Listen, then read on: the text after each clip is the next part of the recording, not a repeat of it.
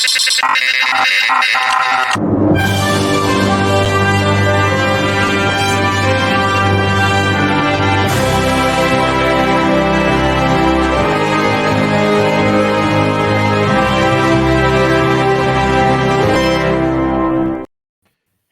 and welcome to another episode of Movies That Make Us. I'm Jake. I'm Tracy. And I'm Val. How's it going, guys? How's everybody doing? Good. Tracy, you're back from Florida. How are you feeling? From Florida. I'm feeling pretty good. So, foot's a little bit sore, but doing okay. Have an appointment coming up soon with the doctor. See if we can get this thing figured out, because on these long runs it flares up. But we'll get it fixed. But I was telling Jake before we started, I'm missing the 75 degrees and sunshine and Dole Whips. But other than that, I'm doing okay. If you guys get a chance, over in Epcot, they just opened the new Guardians of the Galaxy Cosmic Rewind, and it's Space Mountain 2.0. Okay. Space Mountain 2.0. Yeah. I'm assuming 2.0 is better. Yes. It just, it's like, I don't know. Like we're in 2023, so I don't know if we're at 10.7 or like, Yeah. I don't know. Yeah. But yeah, it's like you're in front of this giant IMAX screen, and while the coaster is going, the car will rotate on the track, so you're always facing the screen. So you'll be going this way, but you're facing this way, and then you'll vomit central central as you for go around some the people. curves and watching the movie and stuff. It's pretty sweet.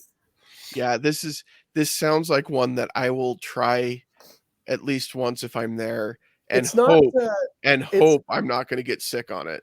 It's not. It's really smooth. Like, I was really surprised. I was worried about that too.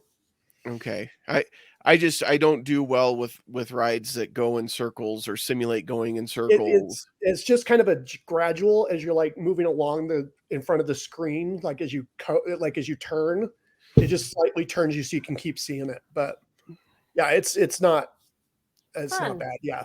And then Tron is opening in April. So they were doing testing. So we got to see some of the parts go. So that's cool.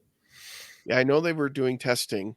A TikToker that I follow, her husband was there doing the half marathon, and they had videoed some of the testing on the Tron tracks. And that ride looks pretty cool. Yeah, that one looks a lot of fun. My son, who has promised me that he's gotten better at being quiet, just came over to quietly remind me that I don't like the teacups, which is a true statement. I mean, that's a serious twirl, though. That's not like that is a hard. That's not like a Sunday afternoon stroll. That's like a Friday night. Although that's crazy that's kind of a self-imposed. Like you can just kind of slowly spin, or you can really get it cranking. But I think either way, even if you don't spin, the track is spinning. So they're. Yeah. I mean, I get that you can control the velocity of your cup, but you're still spinning on the track. So you're like double spinning. No. Do you think that's a conversation they had when they were creating the ride? So what's the top velocity of each teacup that we can get going? Probably. I'm sure it was. Time? I bet yeah. I bet that conversation came up after. Yeah. Because there were a lot of problems at Disneyland opening the first go round. Yeah. They were like, maybe before we worry about the velocity of the teacups, we should figure out how to not have people's high heels sink into the pavement. And in Autopia, they did not have the guardrails, so cars are just going wherever. Yeah, I'm pretty sure there's still a car somewhere that's not in Disneyland that was supposed to be on Autopia. That ride needs to go away, by the way. I'm sorry if you love that ride. I think it's outdated and not fun, and it takes up so much space. All of Tomorrowland needs to be revamped in Disneyland. I don't know that all of it does, but at least that area, that is so much realty that something cool could be put there, aka Tron or something. Yeah. Well, and you're right, it is outdated. And I used to love Autopia as a kid. But going there with my kids and standing in line and breathing in the fumes from all of the little go-kart engines, like that makes me sick in a totally different way than the teacups make me sick. It's electric now, if that helps. Is it? Yeah, really? Because it smelled bad the last time I was there. At least in Florida, it appeared to be electric. I didn't smell anything. I didn't ride it, but Florida probably has smell it a fair amount away. So Florida probably really has weird stricter exhaust Emissions. laws than California. They absolutely don't care. No. No. Yeah, no, I'm with you, Val. I would not be sad to see Autopia go and have it replaced with something else. And I get it. I know there's a lot of people that really love those cars, but they could add something in, no problem. Yeah. It's the way past. We want to go into the future, which would be Tron. Yeah, Yes. Tron would be awesome. Yes. But I also agree with you, Tracy, that there's a lot in Tomorrowland that needs to be redone in Disneyland. And probably, I can't imagine Magic Kingdom's that much better than what they have in Disneyland. It's not, but they do have the People Mover still, which I know. near and dear to my heart. Yeah, but Disneyland still has the real Pirates of the Caribbean, and not some cheap knockoff. This is very true. Although I'll tell you, it's interesting in Paris. They tell the story backwards. So you start with the town being ransacked, and then you end up with the skeletons on the beach at the end, which makes sense. Yeah, so that does make sense. And I got a final ride on Splash Mountain before it closes down, so that was fun. Took a bunch of video for our friend Ty. Yeah, anyway, I won't get into Splash Mountain because I know there are some people who feel very strongly both ways on Splash Mountain, but I've always thought it was weird that they went with Song of the South for the theming of Splash Mountain. You know why? Even when it came out in the 90s. Well, it's because when they closed America Sings, they had characters that looked like it would fit with Song of the South, and they went, well, that'll be easy. And this was in the Michael Eisner years. Yeah. So instead of reskinning some animatronics, they just went, let's just use the same ones. I don't know that you should use the phrase reskinning as we talk about this ride.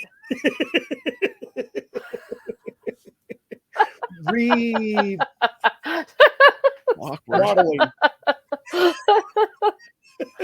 I'm excited. I think this is the thing. I love Zippity Doo Dah. I love that song.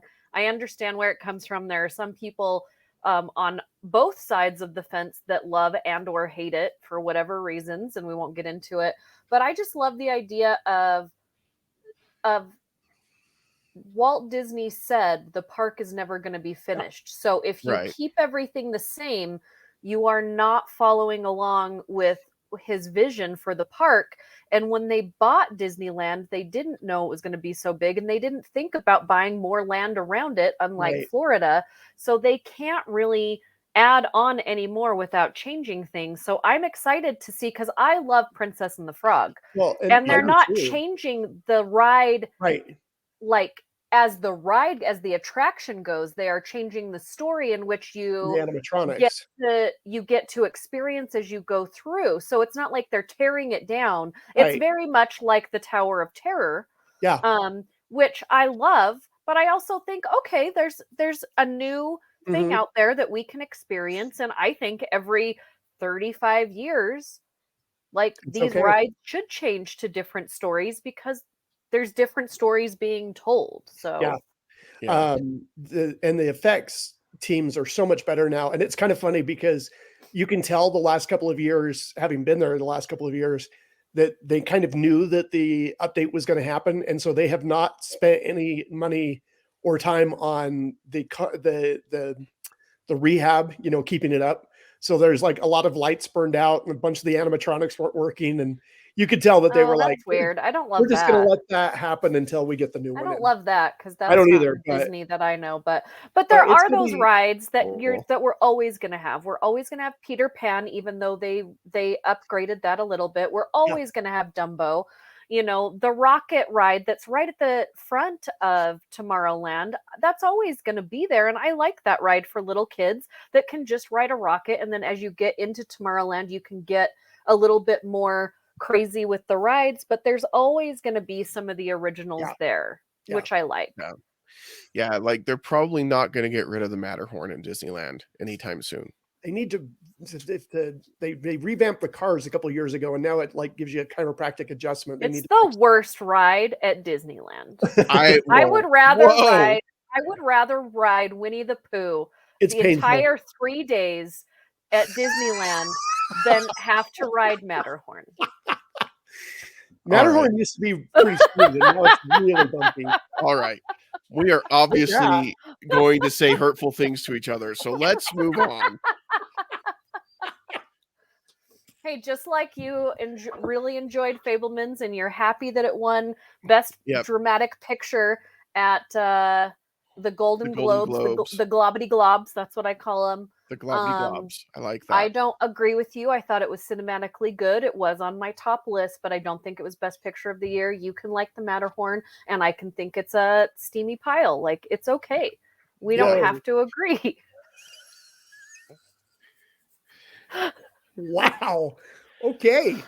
I like the way it visually looks, and I like the stories behind Matterhorn and the fact that there's a basketball hoop and all that stuff, but it hurts to write it, and it hurts you after you write it, and it hurts me thinking about writing it. See, I feel like they can do better. Yeah. When did they redo the Cars? I want to say 5. No, it's probably more than that. Probably 10 years ago. Probably closer to 10. Yeah. Because the last time I went was in 2020. Oh, that was back before they switched it. Yeah. 2020 was before they switched it. Oh, 2020. I was thinking 2010. Sorry. No, 2020. Oh, okay. Yeah. I liked it when the seats were front to back and not like I liked it when you had to. Yeah. When it felt like a luge. Yeah. I'm sure they'll go back and improve it. I'm sure that they'll fix it and it'll be better. They got other things they need to do. And it's okay, because that line is always long, and I'm okay if I miss it. I'm not, it doesn't hurt my feelings. All right. Well, let's talk about a movie that we can hopefully agree on a little bit. Maybe. Get your hopes up. Just kidding. I'm just kidding. I'm just kidding. You guys know how I feel about this movie. Little Chef. Little Chef, put headphones on. Little Chef. Oh my goodness. Just kidding. All right, so we have been talking about movies to brighten our day as we're in the middle of the worst month of the year, January. I think that's why I feel this way. It's just January. It's kicking my butt, man. It is. And Tracy, a little spiky. You were recently in 75-degree weather, hopefully sunshine, nice. Sunshine. We have not. I don't know that the sun still exists. We've been stuck here in Salt Lake where it's been like just covered by clouds for the last. It feels like 10 years. Yeah, and at least though we haven't, as far as I can tell, we haven't had a ton of inversion. No, Why the inversion did you say it out loud? Why did you say it out loud? Sorry. We just don't talk about it, and then we all agree that it's very good. We just don't talk about it. Be a regular Utahn and push that down and pretend it doesn't exist, and it will not exist. It's exactly right. In our in our church meetings this morning, one of the people that was speaking said, "Yeah, is it just me, or does it feel like there's 150 days in January?" And sometimes it definitely feels that way. So to help you all get through that, we have picked movies to hopefully brighten your day. And today it is Tracy's choice. And we're talking about, if you haven't guessed, if you're watching it, Ratatouille. I love how two of our movies are in Paris. That's true. I know, right? Yeah. And That's our movie true. next week features French people. Yep. It does. Maybe we need to go do a podcast in Paris. Disney movies that make us go to Paris. I'm down. I'll see if I can get that taken care of. Disney Paris. You're a travel person now. Come on, get on. Am I? Or do I just call myself one? Hey, take it till you make it. Take it till you make it. We'll have to see if we can fit it in the budget for movies that make us. Speaking of. We have some announcements coming out later this year that hopefully will help us with that budget. In coming weeks, we will have some big announcements as far as that goes. But in the meantime, and before we get into the movie, if you have not yet subscribed to our YouTube channel, please do. We appreciate it. We put out the call to try to get over 200 last week. We are at 210, I think, when I looked last time. So thank you, everyone who subscribed and helped us hit that goal. but we'd like to continue to grow our audience there. And if you've already subscribed and you're watching this video, please like it and leave a comment. That will help others to find the video as well. It'll move us up in the algorithm or however that works. I'm throwing out words that I don't really know what they mean. Algorithm is one of them. Yes, you do. That's true. I don't know how it works, though, but I don't think anybody does. So. People pretend. I like to listen to people's conversations about algorithms, and I just think to myself, you don't know. It is a constant topic of conversation with creators on TikTok. They talk about the algorithm all the time. And they're like, yeah, if you say this word, then it'll bury you and you'll never get your views out there. And then I'll scroll to the next video where they're talking about nothing but that word, and it's got like 150 million views. And I'm like, so what you're saying is you don't know. I don't think people that like even mess with the algorithm, like for Google and stuff, I don't think they know. I think what they do is they go in and they're like, we have to get paid for something today. Yeah. Hey, we changed the algorithm. And then in 60 days, they'll do the same thing again. Yep. But we do know for sure that liking a video and commenting on it does help it get seen by more people. So please do that for us. And if you've subscribed, make sure you hit that bell so you get notifications when new videos drop. We won't bombard you. It'll be once a week, maybe twice. So, we're nice like that. Whatever we're feeling. Yeah. So Ratatouille, a movie about food and rats. Sounds delightful. Well, do you guys know the background of this movie, the making of? We're waiting for you to tell us everything, Tracy. Don't you know that that's what this episode is about? What this rule is? Welcome to film school with Professor Tracy. We both have our snacks and our juices and our tissues. Ready to go. With Pixar, they have what they call the Brain Trust, which at the time was John Lasseter. They have like the names are escaping me. Anyway, they have like the top creative people at Pixar, and you pitch them a movie, and this director Jana Pinkman had pitched Ratatouille, and they liked it. I'm hearing myself for some reason. I'm here. Okay. Anyway, pitched the film, and it was in pre-production for a long time, but it never officially got the green light. And then it got the green light, and they started it, and they just weren't happy with the way that it was going. And so they ended up firing depending on who you listen to, they either fired the director or the director walked away. It was probably a mutual decision.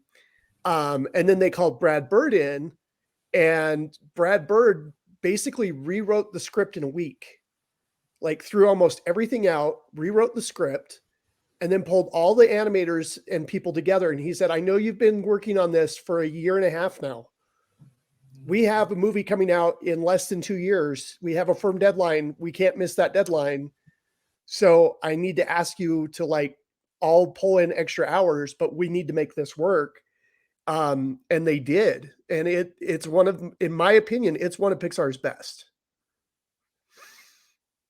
Yeah, I think it's one of those, it's like a sleeper favorite where when it came out at the box office, it came out at a time where it got kind of ran over a little bit by other movies. And it wasn't something that Disney audience were used to. There are no princesses. Right. There are no robots. There's no, it's literally just this story about food and this rat and this human that kind of have to work together, and this overall story of like, you can do whatever you want. It may not look like what you think it should look like, but like you really can dream outside of your bubble, right? And I think it's one of those things that I'm always so surprised at how many people love it, because I think the people, those of us that really love this movie, we think it's this small group of people.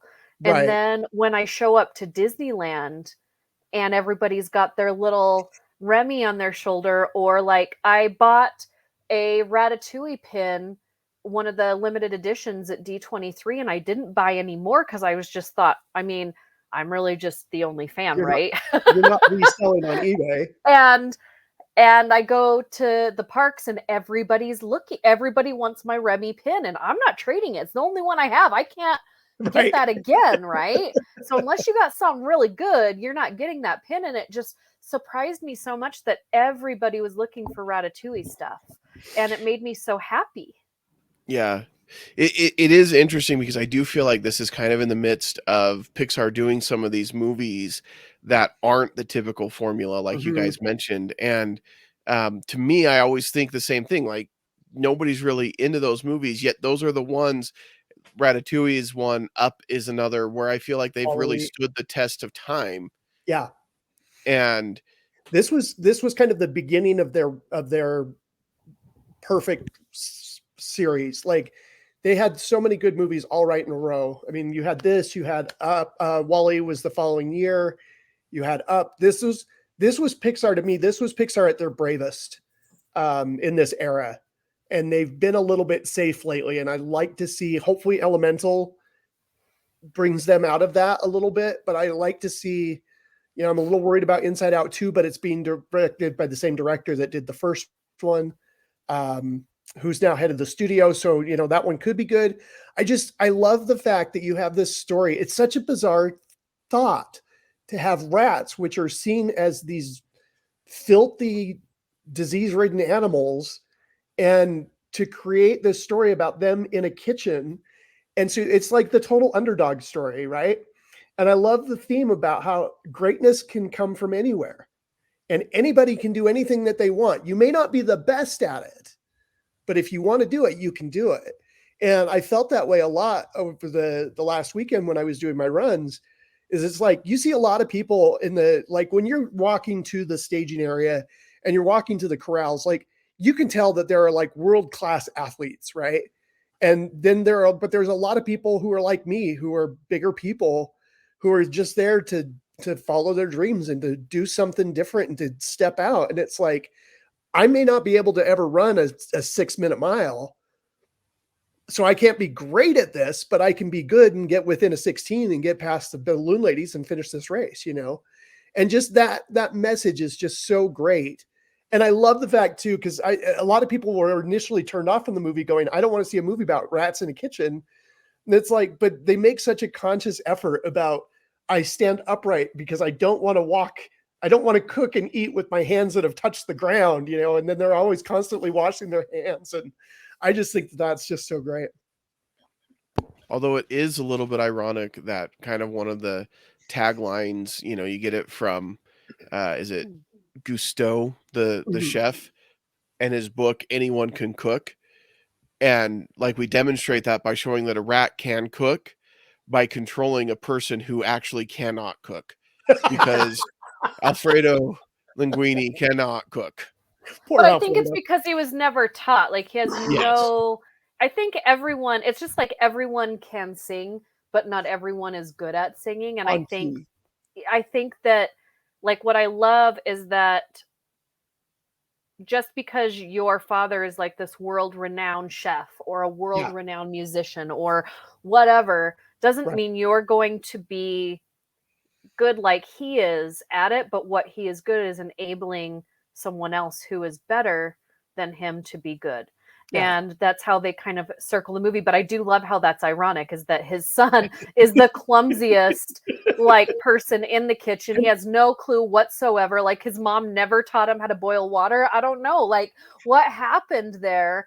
And his last name is Linguini, which I think is just so much fun. But I do want to bring it to the voices because there are some big voices. Now I am going to say that one of the reasons why I don't think this movie will be like another movie will be made quite like this again is because the male to female ratio in this movie is like 99 to 1. But luckily, we do that have one is really strong, but but and she's prominent, but like it is a big male cast, but we have some great people. We have Will Arnett, we have Patton Oswalt, who I absolutely love, and this movie, like I liked him before this movie, but then after I saw this movie, I just became a super fan of him.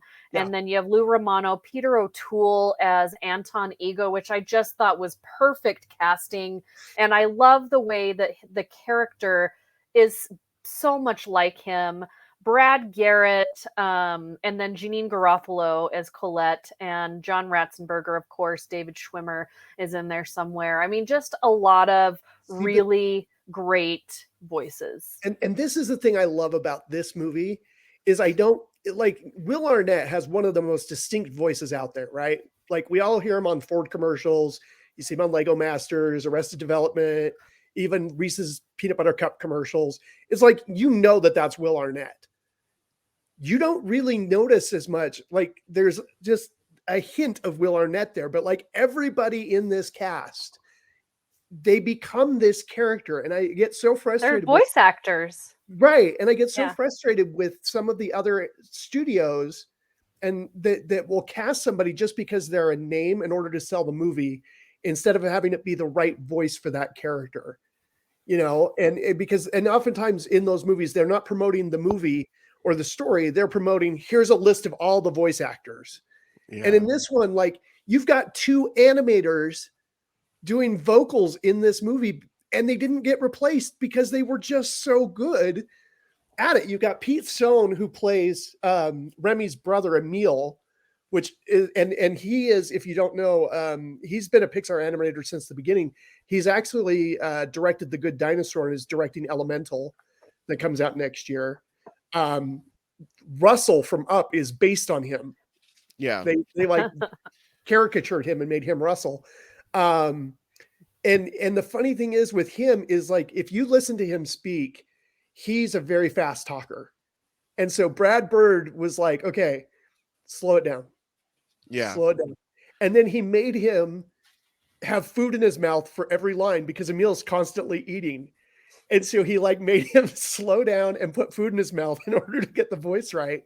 And you've got another animator who's the voice of Linguini, which is, again, it's just so great because you don't think of that as the actor. You think of that as the character. And Patton Oswalt as Remy is just perfection. Yeah, I really like Patton Oswalt as a voice actor. There's some things I'm not a fan of in some of his other performances, but he's really comedy really can get good. a little blue. Yeah. and that's even fine. I love really how like much him he as loves Remy, his though. wife and his daughter. Like yeah, and that's awesome. I love that. Star Wars, and I love how much he loves Star Wars. Look up his comedy special where there's 2 that I love of his. One where he talks about going back in time and killing George Lucas before he can make the prequels. Absolutely hysterical. And then he has one about eating dinner at Denny's, and it's just fantastic. But when he starts talking about food, I mean, in this movie, he's like, you get this nuttiness, you get this pow, What would you call that? Lightning-y? I love that, like lightning-y. Yeah.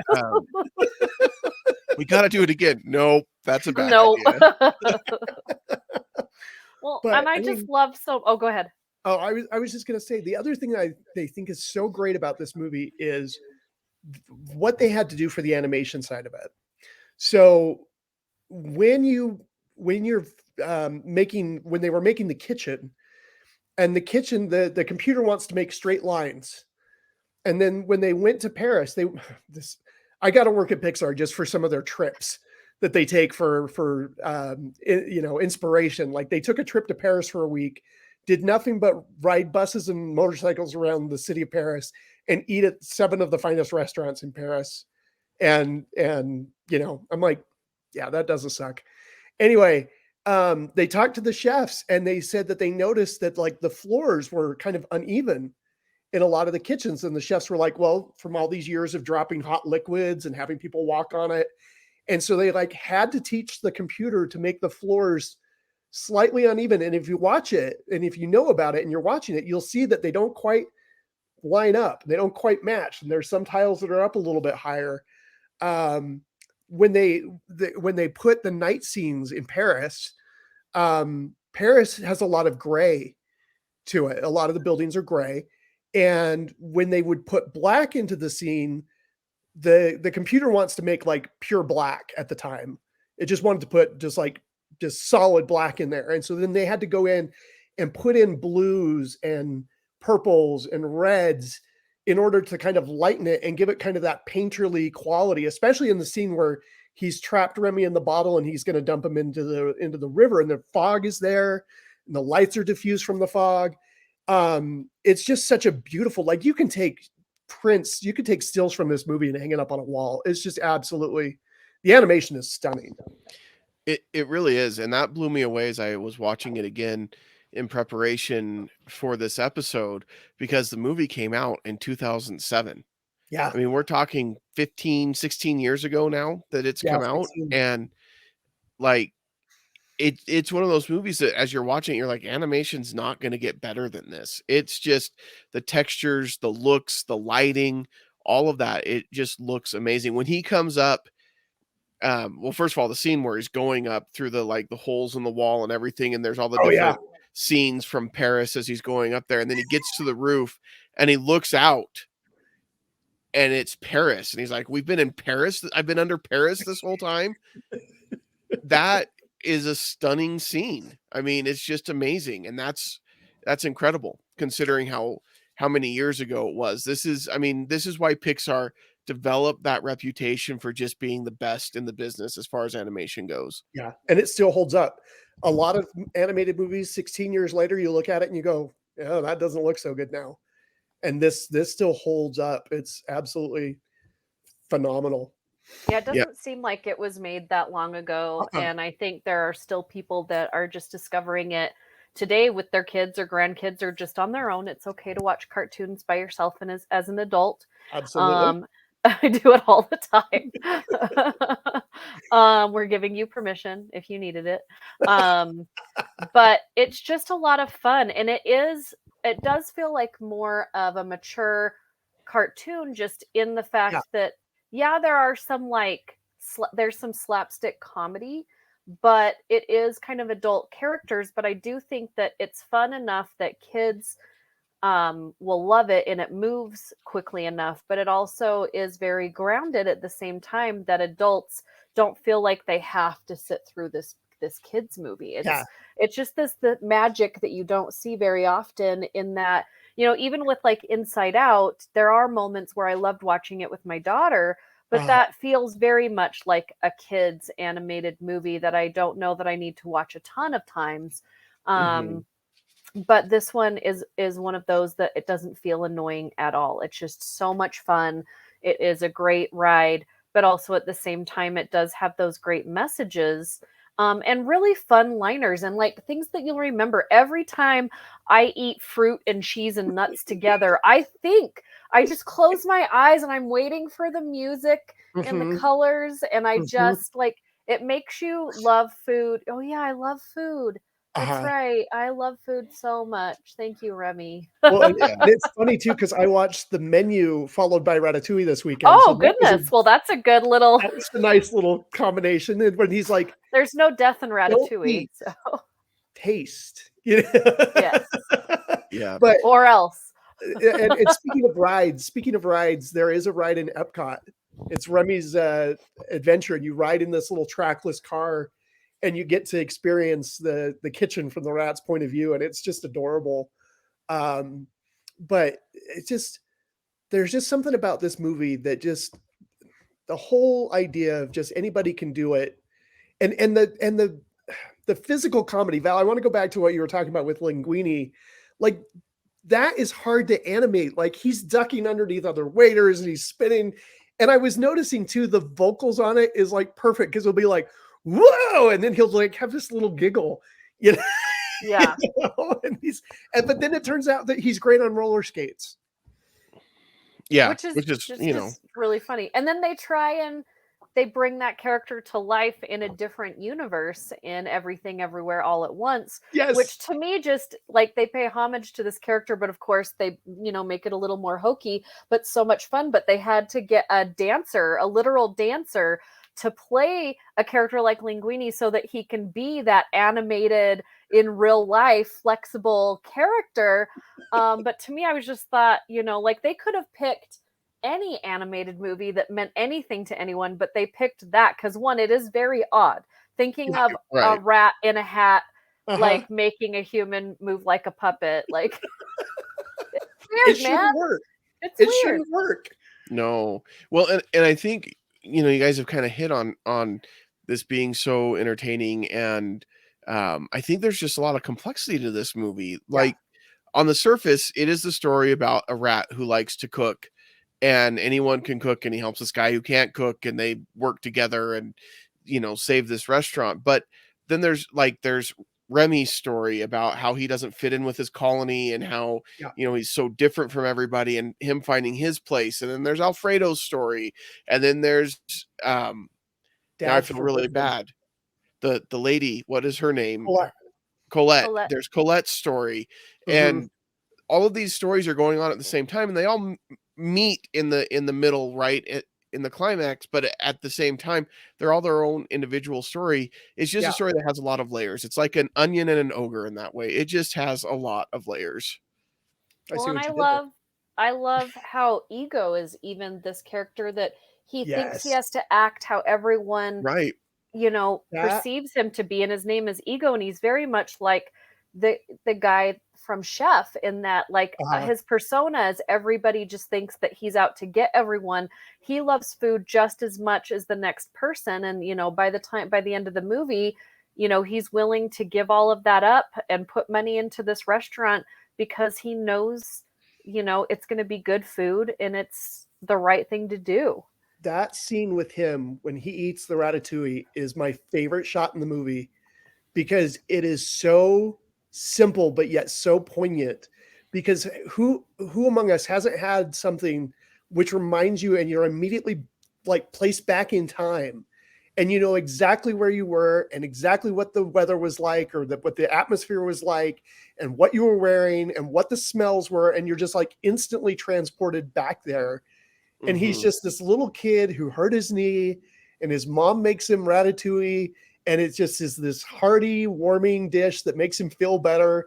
And then all of a sudden it's like he's back into his adult body, and it's just so visually, it tells the whole story, and it's just perfect.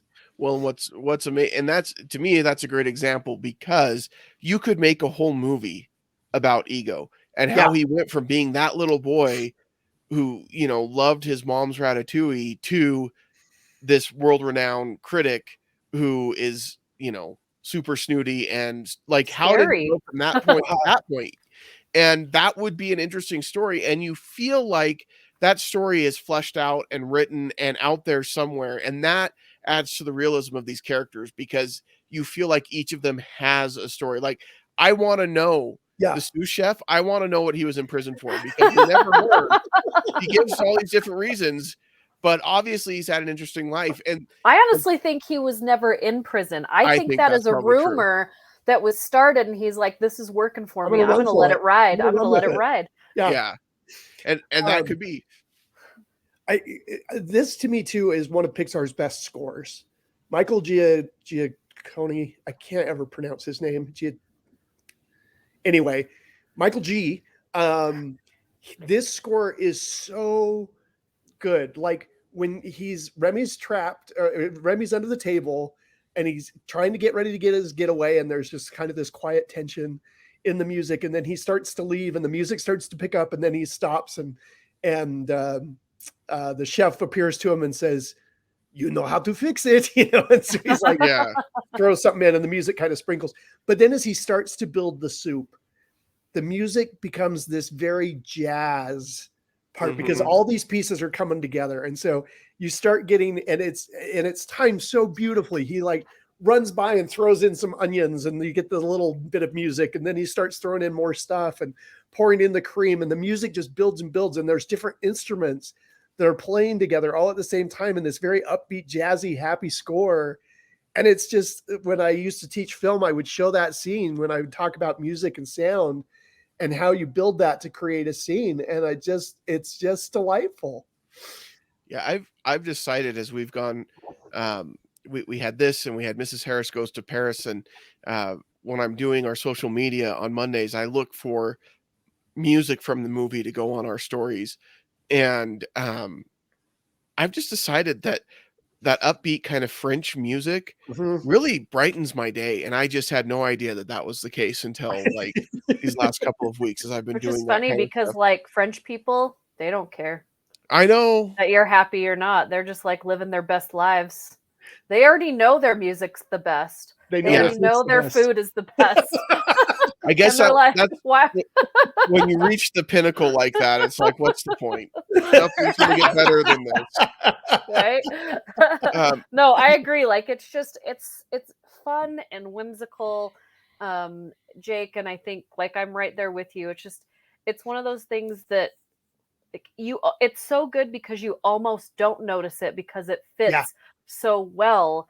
And the other thing that fits so well in this is all of the individual characters. I feel like when they have their comic moments in this, comedic moments in this movie, when they have more of an ensemble going on, it's very much out of the 30s and 40s of comedy, like when all of the rats have the inspector and the door opens and they all look over, like, to me that is so old old Hollywood, because all their eyes get big and they all look over at the same time, and then like it's one of those things that it's like classic comedy, that works every time, and it's not just like someone slipping on a banana, or what I mean. It's smart, it's thought out, it's timely, and it's animated.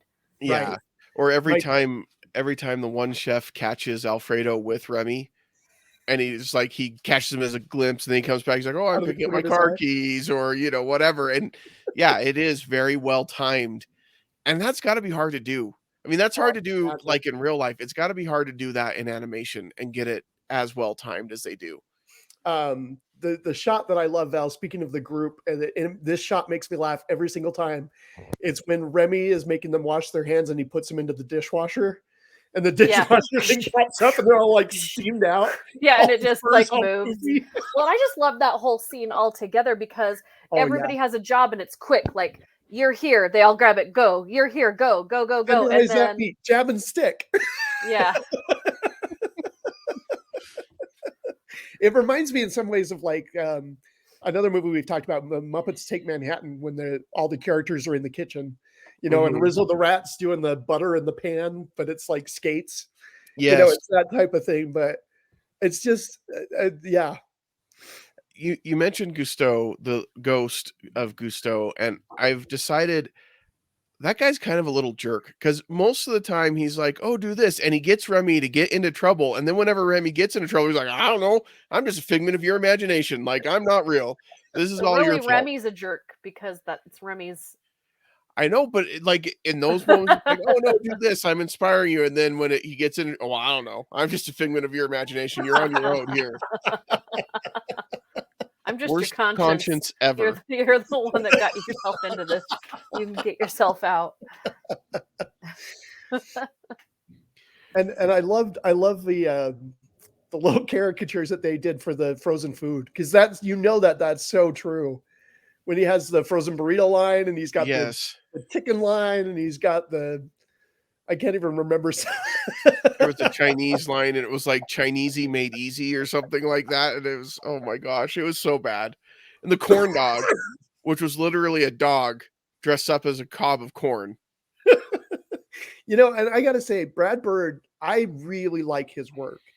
The Incredibles 2 had moments. The Incredibles was great. The Iron Giant is a classic. No. I loved his Mission Impossible movie. I thought that was great. I really enjoyed Tomorrowland, and I'm way in the minority. I liked Tomorrowland as well. I like Tomorrowland a lot. And there's just something about Brad Bird that he is just so, I like the fact that his movies are so story centric.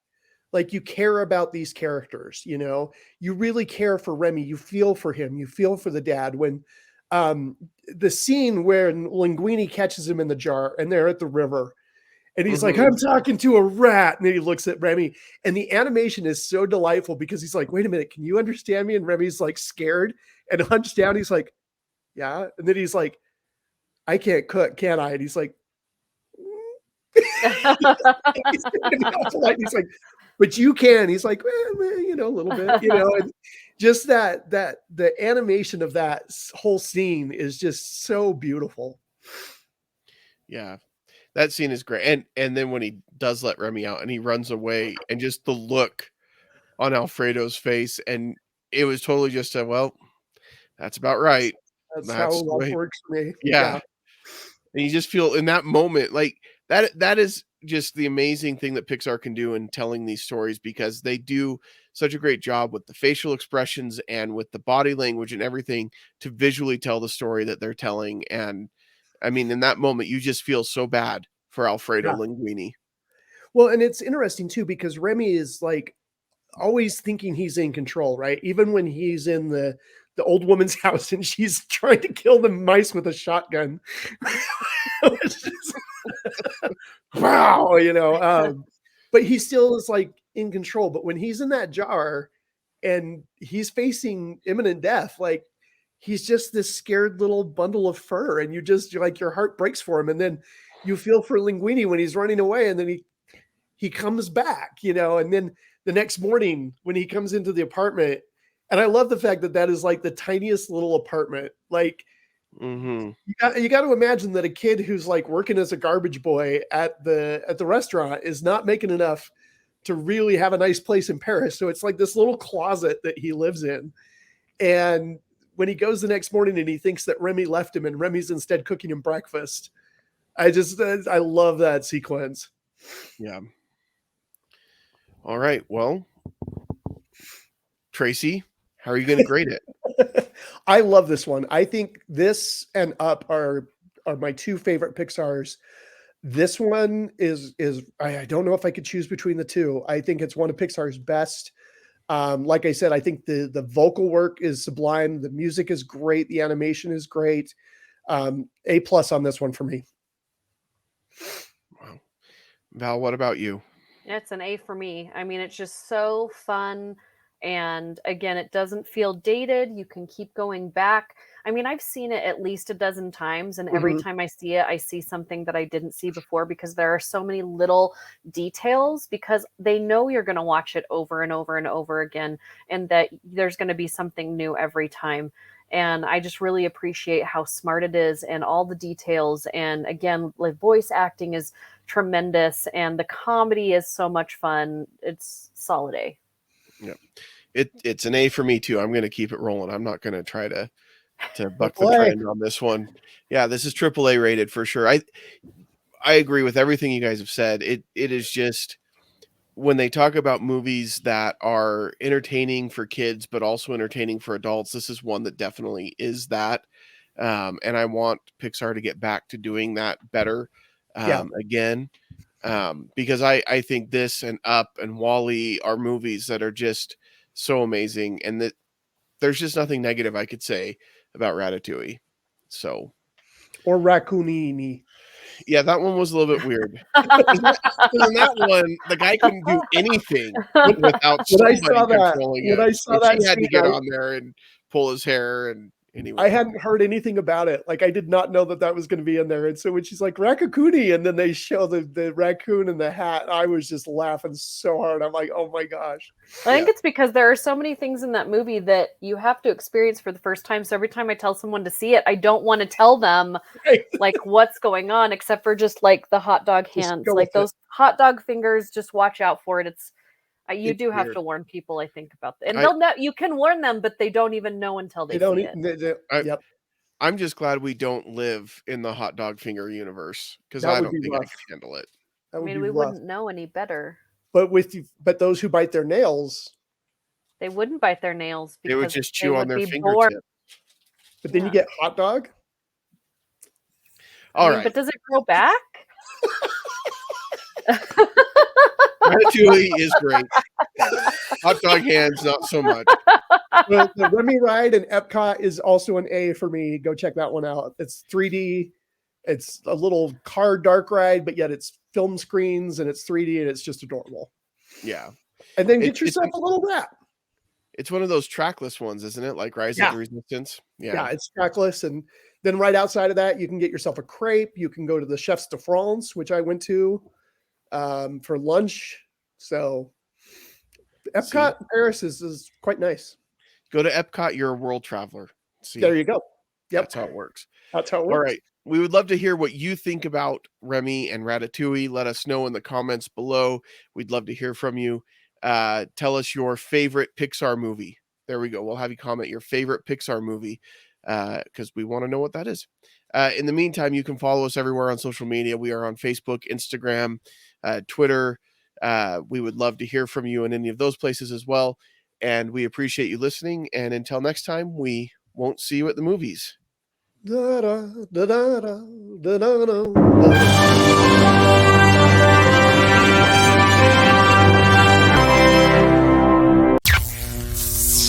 This has been an Age of Geek media production.